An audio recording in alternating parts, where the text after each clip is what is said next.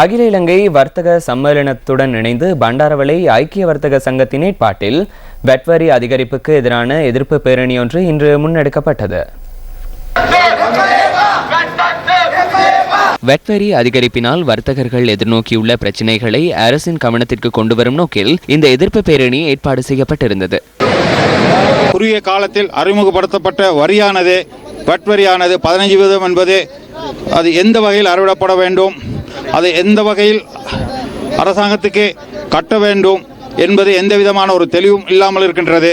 அது மட்டுமல்லாது சாதாரணமாக வியாபாரத்தை நடத்தி கொண்டு இருக்கக்கூடிய ஒருவருக்கு 15% வட்டி அறவீடு என்பது எந்த வகையிலுமே பொருந்தாது. அத்துடன் இன்றைய தினம் பண்டாரவளை நகரில் உள்ள வர்த்தக நிலையங்கள் மூடப்பட்டிருந்ததாக எமது பிராந்திய செய்தியாளர் கூறினார்.